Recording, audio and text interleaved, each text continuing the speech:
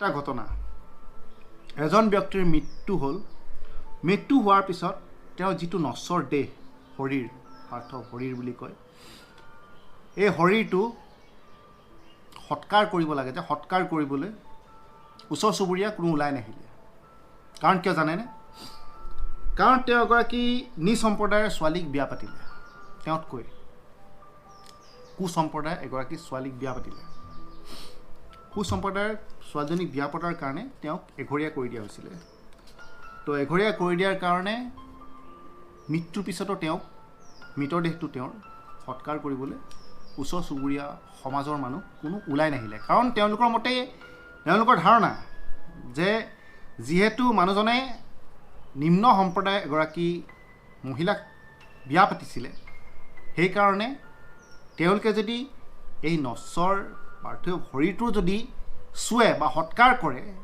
তেওঁলোকৰ পাপ হ'ব তেওঁলোকৰ চুৱা হ'ব আচৰিত লাগে নহয় জানো এনেকুৱা ধৰণৰ কথা শুনিলে এনেকুৱা ধৰণৰ কথাবোৰ শুনিলে এনেকুৱা নালাগে যে আমি বহুত পিছুৱাই আছোঁ এতিয়াও যে ধৰ্ম জাত পাত এইবিলাক লৈ আমি এতিয়াও মানে ভাবিয়ে থাকোঁ মই ডাঙৰ তই সৰু মই ডাঙৰ তোতকৈ মই ডাঙৰ তই আমুকৰ হয় মই তামুকৰ হয় আজিও এইবিলাক আমি বিচাৰ কৰি ফুৰোঁ উপায়হীন হৈ তেওঁৰ পত্নীয়ে কি কৰিলে জানেনে যিহেতু কোনো মানুহ নাই তেওঁৰ মৃতদেহটো সৎকাৰ কৰিবৰ কাৰণে এই মৃতদেহটো নিজৰ পত্নীয়ে তেওঁৰ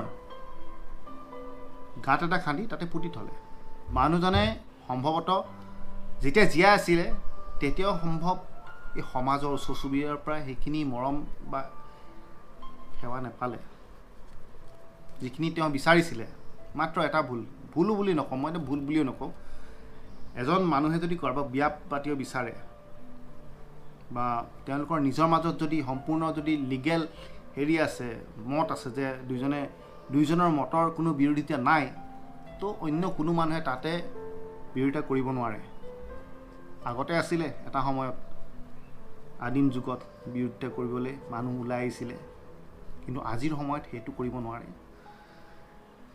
আৰু যদি তেওঁলোকে বিয়া পাতিব বিচাৰে বিয়া পাতিব পাৰে মাত্ৰ এই ভুলটোৰ কাৰণে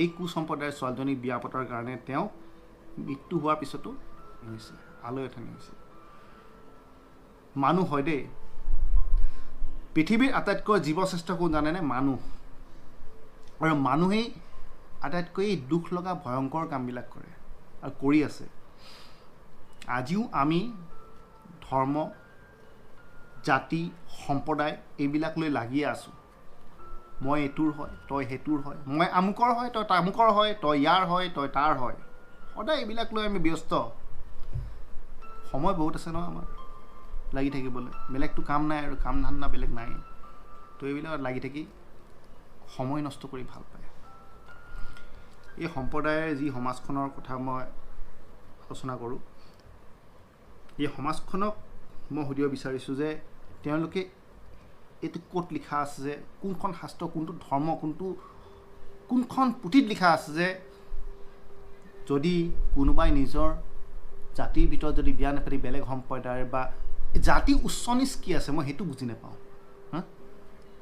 কোচ হওক কিবা বেলেগ ধৰণৰ জাতিয়ে হওক সম্প্ৰদায়ে হওক কি এইবিলাক উচ্চ নিচ কি উচ্চ নিচটো থাকিব নালাগে মানুহ হৈ জন্ম লৈছে তেওঁৰো 5টা আঙুলি আছে মোৰো 5টা আঙুলি মোৰ ব্লাডো মোৰ দেহতো তেজ আছে তাৰ দেহতো তেজ আছে মোৰ শৰীৰ যেনেকুৱা তেওঁৰো তেনেকুৱাই হয় খালি অকল আৱৰণ বেলেগ কালাৰ বেলেগ অৱয়ব অলপ বেলেগ হয় এইখিনিয়ে বেলেগ বাকীটো একো বেলেগ নহয় সম্পূৰ্ণ একেই তাতোৱে বৈষম্যৰ সৃষ্টি কৰাৰ দৰকাৰ কি আছে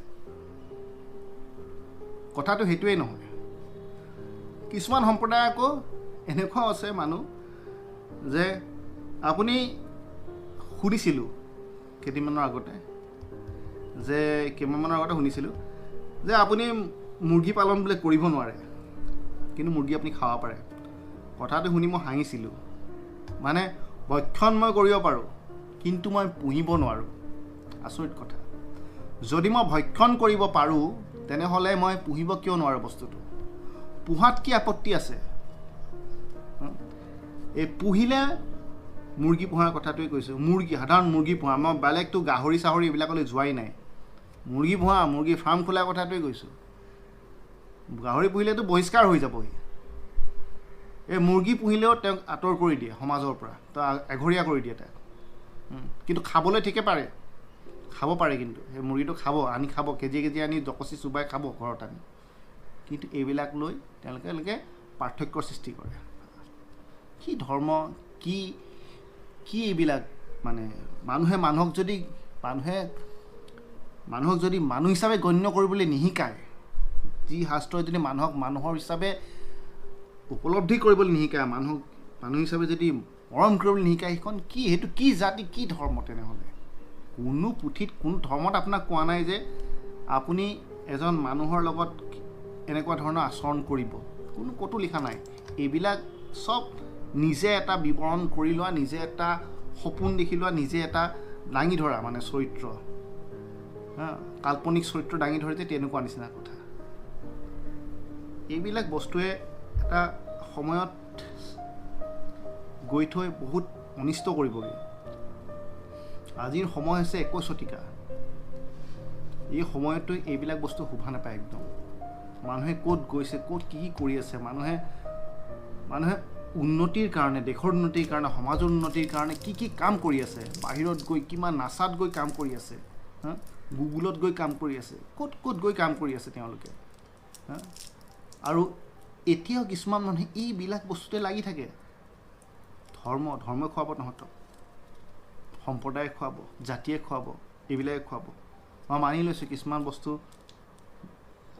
অলপ মনা দৰকাৰ, কিন্তু ইমান গুড়া, আচৰিত। বহিষ্কাৰ কৰি দিয়া, এঘৰীয়া কৰি দিয়া, তেওঁলোকক চোৱা বুলি ভবা, তেওঁলোকৰ লগত কথা বতৰা পাতিলে, এইবিলাক কোনে লিখা আছে, কোনে কৈছে এইবিলাক কথা? কেতিয়াও কোনোখন শাস্ত্ৰতে এইবিলাক লিখা নাই যে এনেকুৱা ধৰণৰ কৰিব লাগে। মানুহে মানুহক মানুহ হিচাপে জ্ঞান কৰিব লাগে, মানুহে মানুহৰ হিচাপে মৰম কৰিব লাগে। এজন মানুহ যেতিয়া মৰি গ'ল, মৃত হৈ গ'ল, সেই মানুহজনক সেইখিনি কমচে কম সন্মান দিব পাৰিব লাগে এখন সমাজে, যিখিনি সন্মানৰ তেওঁ যোগ্য হয়। যদিও তেওঁ কিবা ভুল কৰিছে, অজানিতেই যদি কিবা এটা ভুল কৰিলে বা কিবা এটা কৰিলেও, সেই মৃত্যু হোৱাৰ পিছতো তেওঁক সেই ভুলটো ধৰি থাকিব নালাগে। কিয়? তেওঁৰ মৃত্যু, এই পাৰ্থ শৰীৰটোৱে, যি নশ্বৰ শৰীৰটোৱে তেওঁ কিয় অপকাৰ কৰিছে সমাজৰ? এইবিলাক বস্তু বহুত বেয়া। এইবিলাক বস্তুৱে মানুহৰ মনত বহুত বেয়া প্ৰভাৱ পেলায় সমাজ এখনক লৈ। এই বিষয়ে যদি, এই ঘটনাটোৰ বিষয়ে যদি বাহিৰৰ জেগাত, যদি বাহিৰৰ কিছুমান ঠাইত যদি গম পায় এনেকুৱা ধৰণৰ কাম হৈছে বুলি, ক'ত নাক কাণ থাকিব, নাকটো ক'ত থাকিব? এইবিলাক কৰিব নাপায়। মানুহ হিচাপে জীয়াই থাকিব লাগে। মানুহে মানুহৰ ইজনৰ দুখ বেদনা কি হয়, প্ৰব্লেমবিলাক ছল্ভ কৰিব লাগে। কাৰ কি প্ৰব্লেম আছে, কাৰ কি নোৱাৰিলেও যিমানখিনি পাৰে সেইখিনি প্ৰব্লেম ছল্ভ কৰিব লাগে। কমচে কম এটা সঁহাৰি দিব লাগে, সেইখিনি কৰিব পাৰিব লাগে। মানুহে অকল বডিটো লৈ বা ঠেং দুটা, চকুকেইটা, নাক কাণ লৈ অকল মানুহ হিচাপে জন্মগ্ৰহণ কৰাটো আৰু এইবিলাক কাম কৰোঁতে মানুহ বুলি নকয়। মানুহ হিচাপে নিজৰ দায়িত্ব পালন কৰাটোহে মানুহ বুলি কোৱা। বাছ বেয়া লাগিছে ঘটনাটো শুনি। এনেকুৱা হ'ব নাপায় আৰু। এনেকুৱা ঘটনা হৈ থাকিলে বহুত বেয়া লাগে। এই মানুহগৰাকীলৈ বেয়া লাগে। তেওঁৰ মনত কি ৰিয়েকশ্যন হ'ব, কি এটা মানে কি থিংকিং হ'ব যে মই কেনেকুৱা এটা মগজত এটা মেণ্টেল হাৰাছমেণ্ট হৈ থাকিব তেওঁৰ মানুহগৰাকীৰ মনৰ ভিতৰত। ভাবিবচোন এবাৰ, যদি আপোনালোকৰ লগত হয় তেতিয়া তেনেকুৱা ধৰণৰ ঘটনা, ভাবিবচোন এবাৰ আপোনাৰ নিজৰ লগত যদি হয় তেনেকুৱা এটা ঘটনা, কেনেকুৱা লাগিব? আপোনাৰ যদি সম্প্ৰদায়, পৰিয়ালৰ মানুহে যদি মৃত্যু হোৱাৰ পিছত যদি ঘৰৰ পৰিয়ালৰ কোনোবা এটা মানুহৰ যদি মৃত্যু হোৱাৰ পিছতো কোনো যদি ওচৰলৈ নাহি, যদি সৎকাৰ কৰিবলৈ যদি নাহে, আপোনাৰ যদি নামাতেও, কেনেকুৱা লাগিব আপোনাৰ? ভাবি চাব এবাৰ, গম পাব, নিজে উপলব্ধি কৰিব পাৰিব তেতিয়া।